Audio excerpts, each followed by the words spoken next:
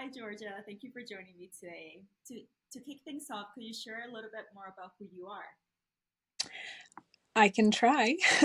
I'm a plant-based chef, living just outside London and have been working in London for the past 8 years. I've worked a lot in recipe writing and development in different areas of chefing, and currently I work for OmVed Gardens as well, um, which is a CIC community interest company. Mm. And I think this is one of the main reasons we're chatting today. Yeah, exactly. So, as we know, you being a chef, we know that chefs hold this unique position when it comes to considering agriculture, community, as well as sustainability, often acting as a catalyst for change in the way we think about food. So, within your role as chef, what do you think is the key role that restaurants and chefs play when it comes to supporting sustainable farming practices and local food economies? Right. I think it's a very good question. And I think chefs tend to be very busy and get their heads sort of stuck in what is already the way it is. And I think forgetting that we have this unique position where we can decide, well, some of us can decide what goes on a menu or where we're sourcing it from. And so, in a way, kind of what you're looking for is your suppliers and people that are coming in and who you're supporting. It's that sense of like voting with where your money goes and your time goes. And I think taking that into account, um, it really changes things if you get something imported from a long way away, or if you're like looking into your local community for where can I actually source that. That being said, that's time as well, which a lot of chefs find a difficult thing to have. So it's I guess an area of privilege to be able to think about that, but it's definitely a role I think that we have to look to, because well, at least the head chefs, the people that are making decisions, to really think about where their money is going and what that's providing and how that's benefiting people or changing systems and things like that, I would say. Yeah, absolutely. Like I think what you mentioned, the aim is to support, a more sustainable market and prioritize locally grown food as well as looking into sustainable ingredients. But there are challenges that come with that, which you just mentioned when it comes to cost and allocation of that, and thinking more locally when it comes to food miles. But what would you say some of the other challenges would be that you face when you're thinking about this approach of introducing local ingredients and sustainable ingredients for your food menu planning? I think sometimes just where to start, like what should I do first, how do I get interested in that, what's the better option, like do I go for somewhere smaller that might also be importing? Do I know, like, if they're not actually giving me like deliveries in plastic, does that matter? Like, what I think there can be a real scared like place where you don't know where to start or who to source from, or where these things are, like what the resources are for you as a chef. I think that's like starting somewhere is how to overcome it. Just being interested, taking some time, looking online, maybe reaching out to some people that might be doing these things. Um, and it's something is better than nothing, right? Like something, just start. Mm-hmm. It's I think it's something I still do, is like I'll start somewhere and then I'll go, oh my God, I don't know if this is right. Right. But Yeah. at least I'm trying, and at least I'm like looking for that. And I think also in England it's hard, because our growers, we don't have as many people like that I would like to support, in terms of a lot of farmers are finding it very difficult to make a living these days in the UK, and that is by systemic things from supermarkets as well as climate change, so many things. um, and it's very hard then, to find people who are doing what you want to align yourself with. So that's also something to like look to, but starting somewhere, trying, it takes time. um but it's worth it in the end, because then you know what you're supporting and Exactly. who you're supporting. Yeah, I agree with you. And I think that relationship building is such an essential role, especially for chefs, Yeah. right? So with knowing that, finding people that you're trying to, support and collaborate with, how do your collaborative efforts with local farmers and vendors help? So you look into to help you reduce into the carbon footprint of your operations. And is there any um, processes that help you aid in creating a more resilient food system to promote more regional food security? So it at OmVed specifically, we're in the position where we have an on-site garden. So that obviously makes it very different in terms of a lot of what we have in the kitchen and provide on our menus will be grown on site, which is, it's still small scale, so not everything. And that's why the outwardly sourcing is important. But we have to work with the seasons or what's just happened, so that does create this unique standpoint where we have to be resilient and change what's on the menu according to what's being grown, and then the rest of what we get, we also want to be seasonal. We actually have decided, I mean, that's part of my job, was to find places to source from.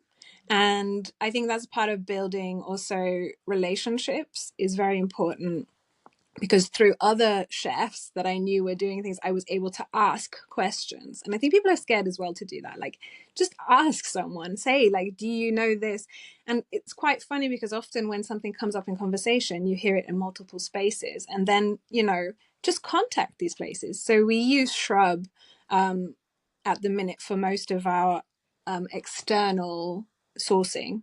And they grow, like, I think there's 45 different farms in the Sussex region that are all under one platform of Shrub, and they don't mind wonky, and they work to a seasonal calendar, and I'm pretty sure most of them, if not all, are organic.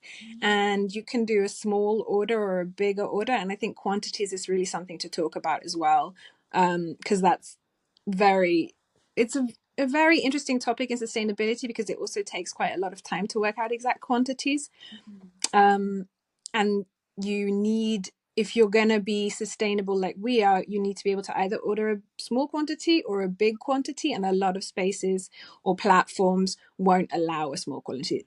And I understand that as well, because it's not viable for them in terms of, they would rather have a mass scale. But I think they need to be thinking about sustainability and trying to provide that, whereas Shrub is like £30 online for the minimum order.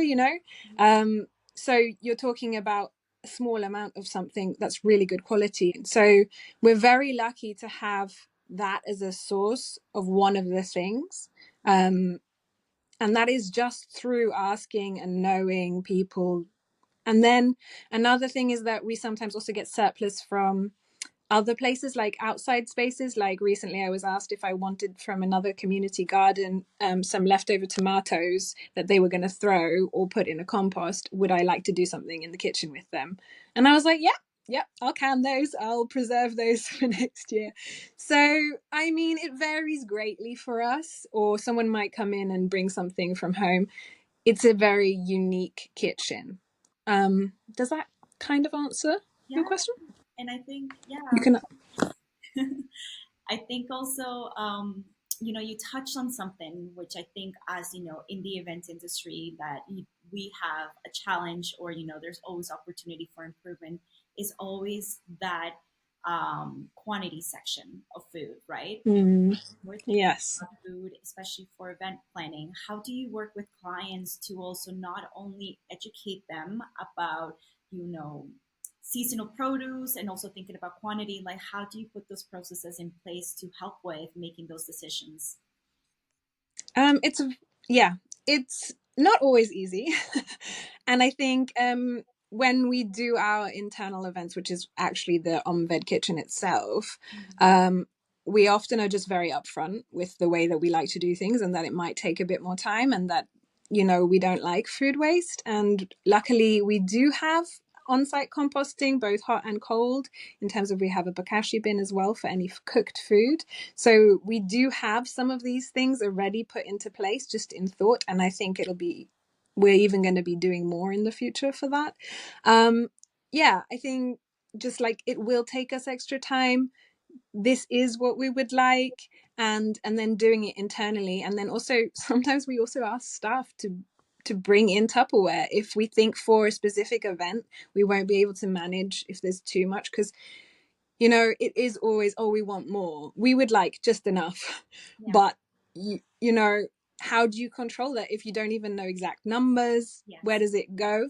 Another way that I kind of tried to get around it last year was not get around it, but find a solution for, I should say, Mhm. was also thinking of things in terms of raw ingredients. Yeah. Like putting that in place, like if we have a salad and the dressing's on the side, then the salad doesn't need to be touched by the dressing, it's going to last longer. Yeah. In terms of I can do more things with that if it's not already dressed. So Yeah. like breaking it down into its pieces, Mhm. um actually sometimes helps you to save it or use it in something else. If I have green beans and they're mixed with potatoes and all these other things, Mhm. then it's much harder afterwards to go through and separate. Whereas if it's already separate, then afterwards I could make potentially a lentil stew with Right. the lentils or whatever. I could take beans and put them in there, and I could take the green beans and, I don't know, freeze them. You can, it's about thinking about ways to potentially just change it a little bit. Like, how can I navigate this? Yeah. What can I freeze? What can I do? And like, how is that going to work? That's really good to know about the techniques and practices that you're incorporating to help, contribute to a more conscious kitchen. So yeah, I think you touched on a few, but I think it would be really good to know like, a little bit more about what you're doing in the kitchen, what kind Okay. of techniques you're doing. But I think that's really great, and I think that's such a great method of how you're thinking and considering all of the steps of the event as well, not only from like the pre-event menu planning, but also considering the process of like not not having to mix everything for a meal, but having that, segregated, that that later on whatever's left you can preserve and have that for future meals, future menu plans. So that's such a really great to preserve the ingredients that you're using and give them a longer shelf life as well, right? Instead of it going into waste. And that social aspect as well of what you're speaking about with your teams, and ensuring that you communicate if there is an event to help them and to contribute is such a great way to really minimize that, and also make sure that that food is being touched rather than untouched and ending in a Yeah. landfill. And so Yeah. within the kitchen, what kind of other practices or techniques do you have to consider, like energy reduction or water preservation, anything like that? Okay, so we try to implement water reduction, definitely. We, if there's an event, we sort of talk to our staff as well about if we're doing the washing of produce from the garden and it hasn't got soap in it, this can be saved water that can then go back into the garden. We also have signs up that say that water is a precious resource for us, like in general. And I think it's just like trying to talk through that and trying to implement things. I will actually say that that also comes along with a little bit of problem solving, because you want to do it right, but you're not sure exactly what you're doing. This is a lot of learning involved where we work, and a lot of creativity that's like, oh, okay, we're going to do this. So how are we going to implement it, and how's that going to work? And we actually had an event where we saved a lot of water. We had like these big harvesting, like plastic tubs and things like that, and just storage tubs that we were keeping the wastewater, um not the soapy water, the water from washing just the vegetables in it, Yeah. um to the side. And we didn't cover it, and one of the gardeners came the next day and he said, oh, the bugs, if it's over 2 inches, the bugs will get in there. And this is obviously counterproductive to what we want to be doing at OmVed. So he was like, just cover them, just put a lid on it, and it's fine. Like, you can keep the water. So you're like, okay, that's one problem solved. Okay, great. Thank you for telling me. You have to be open as well to people's feedback. It's quite difficult sometimes when you're trying to do something great and you're like in it, and then you're like, okay, but it was a small problem solve, lid no problem. Now, every time I see water, I'm like, if I'm going to leave it there for the next day, I need to cover it just to make sure nothing goes in it from the garden. And another thing is, we were slightly watering certain areas because they're closer. So we were trying to do our best, and we went into the center and we were putting, and then eventually one of the gardens said, "Oh, this has actually gotten quite sodden." And I was like, "Oh, that might be me." So we talked about it and how to resolve it, and then we didn't just stop collecting water. We were like, okay, we'll just do it in another place. What's best, and you talk to your team and you manage it that way rather than just giving up. And like, I think the tubs were like 96 liters, and you know how fast that goes in a kitchen, especially if you're doing like 3-day event. You're saving so much water. You've got like 4 of these every day. So yeah, it's really something, like, there's just one of the many practices we have, especially implemented last year in the summer, yeah, to try and reduce. That's really great to know. I think another one that would be really good to also understand as you guys are making these farming um, sustainable practices, as well as thinking of water preservation and how to reutilize that water that we can call wastewater, but then it's going back into the system of feeding or nourishing back into Yeah, the ingredients that you guys are growing. exactly. Which is really great to see, especially because that's always an afterthought, right? When you're thinking of like, oh, we water, and or like considering, if we are able to consider when we're going to use soapy water versus when we don't have to use. Exactly, separate spaces. Yeah, that really great method of segregation or division between practices and processes, because it does become an afterthought. You just think, I have to do this, I have to clean this ingredient, I have now Yeah, to use it and chop it, make it into whatever I need to, that we don't really think about the other elements that help support creating that menu or creating that dish. So it's really good to see how you guys are looking into it from cradle back to cradle rather from cradle to yeah. grave. So And it's definitely a team effort. Like, that's a philosophy of the kitchen itself, and then we all implement, and people know that, like, if they're in the kitchen, they can say something, and most of them want to be there doing these kind of things. If you say, this is what we're doing, it's not, it's very like, yes, okay, and is this okay here, like, there's very much that the kitchen has that kind of sort of flow, mhm, where it's not, people are able to say things as well, yeah, and put their own input. absolutely. That's really good. Um, well, in the face of climate change, how do you Yes. see the intersection between food and climate justice? I mean, you guys are already doing a little bit of that, but maybe elaborate. Yeah, it's for me, I find it like a really big question, that one in particular, um because food is everywhere, right? And it's just like essential to our lives and our survival. um so you can't really separate the two, in a way. And I don't really know how to take on such a big topic. Although my work is part of that, I feel like you have to, I think, just try and be aware of the value of food, and how essential it is to everyone.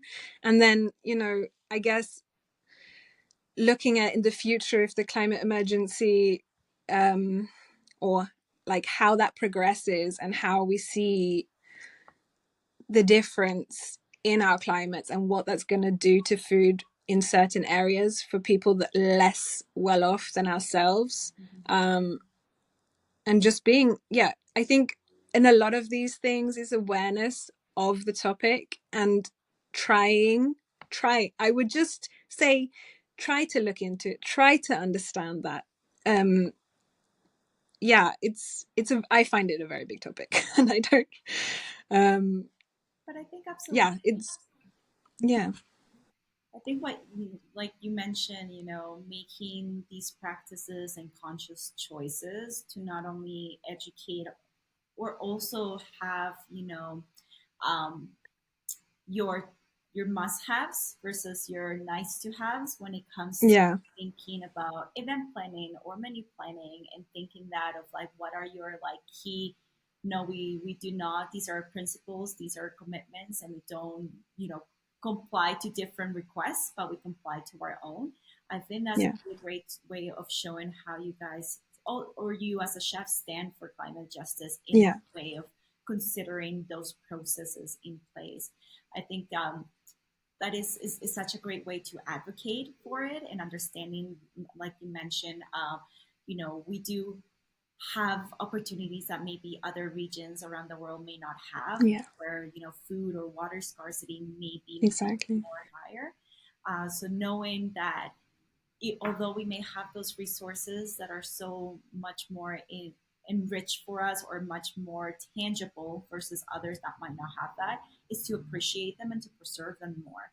So having those Yeah. processes and practices that you guys are developing really helps to really advocate for that climate justice as well, and for other areas or other countries and people and communities that might not have that. Yeah, exactly. I do think when we talk about the way that we like perform, the way that we operate is what I actually mean to say, then it does require a bit of explanation to the outside, because we're taking other things into consideration. When you say, well, we might serve this in parts, there'll be tasty parts, but I think people sometimes get, like, when they come in, it takes an extra level of, like, so we're doing this, so you are mindful of how it's grown, where it's grown, what it's grown with, and like really appreciate what you have, like this piece of lettuce, as opposed to the other piece of lettuce, and what you're putting on it and where it's come from and how many hands have touched it. And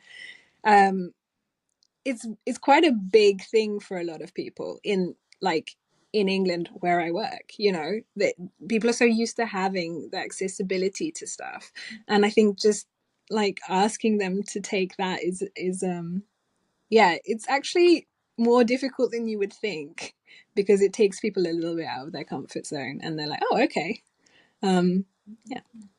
It is really great to hear how you guys are making sure that you are raising that awareness about what we know we have access to versus what other communities may not have access to. And I think that brings us back into the OmVed and the meaning behind the word Om and Ved, because it has such a deep philosophical roots within it. Can you tell us a little bit more about how do you integrate balance of ancient wisdom from the word and modern knowledge into food production and in your work? Yes. So I was actually quite curious, because I haven't been there from the beginning. Like, I just after, they named it, I entered the space. So I actually asked a little bit about that. And it turns out that there was a desire to have the space for learning, and it being like, we don't have all the solutions, but we're learning here, and like, what words are, like, are our kind of resonance with that, like what words fit that for us. So and Ved came together to be the gardens. And I think it's very much a part of how I've spoken, and what I'm saying here is the transparency that we don't have it all figured out.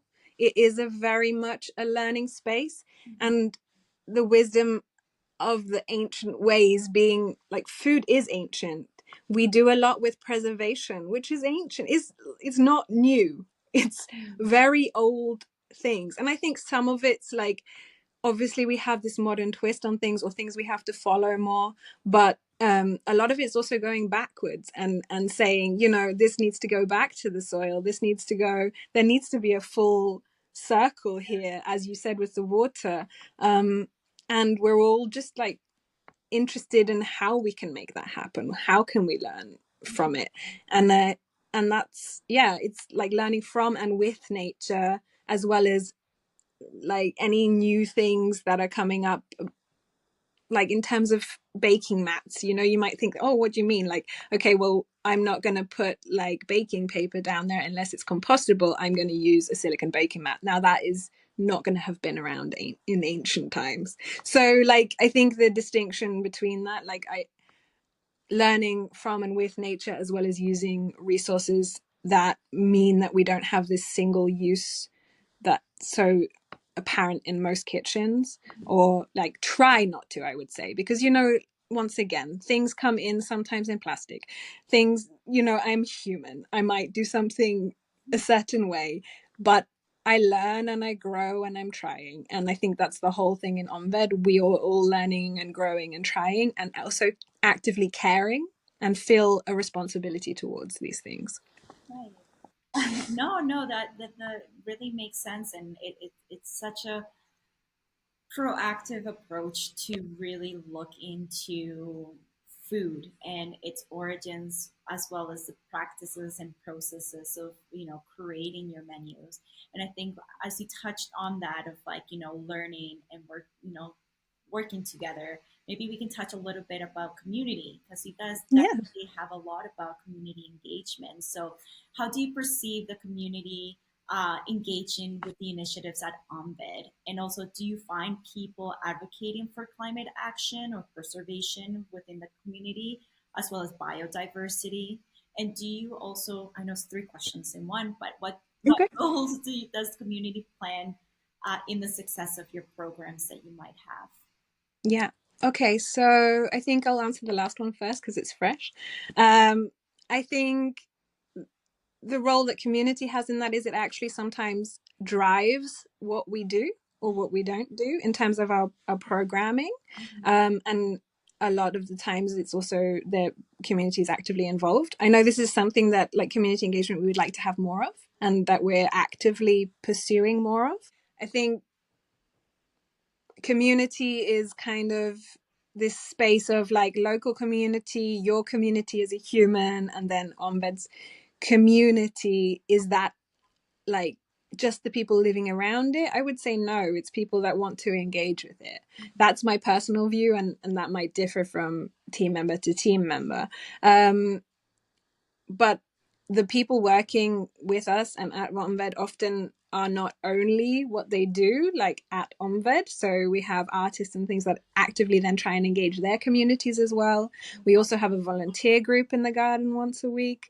And I think more and more, and we also work with local schools, more and more we're trying to look at how and what community means to us and its different forms, and then put that into our programs. I think it's really great to see how you guys engage with the community, and the social responsibility and value is something that it's so embedded into sustainability in the ways that we think. Sometimes we tend to focus a lot on the environment side and the planet side, but we forget exactly how this has impact on the community as well as the people around it. As you said, you think about the neighbors and the neighborhood around OmVed, and how they can have those how they can have access to it through volunteering, or how they can benefit by having a farm very close to their neighborhood. When you talk about schools, it's can you tell me a little bit more about how you're also considering having kids around food, or how you're raising that awareness? Yeah. Yes, of course. I think it would be wrong of me not to say this is not my project in terms of the school project that's there. And I'm going to talk on behalf of the one session that I took part in, and obviously the multiple times in which I've been involved in these kind of things. But Corey, who does run the school sessions, it's sort of really lovely to see children engage with a garden and learn about bugs and so try ginger for the first time and just really see if they want to, you're spicy. Yes, yes, yes, yes, please, please, please.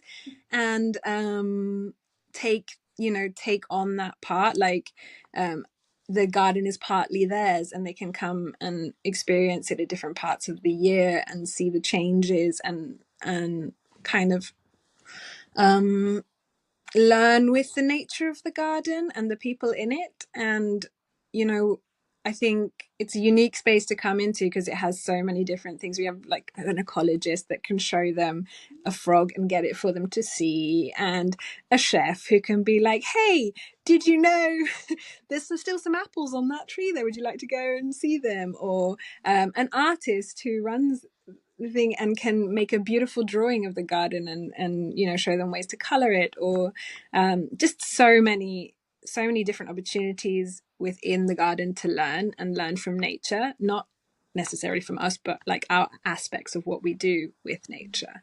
Um, and I think it's really important for kids to be involved in learning to care for nature, actually, and care about where their food comes from and who's growing it and how to make it, like, or grow it, I should say, but also how to make it.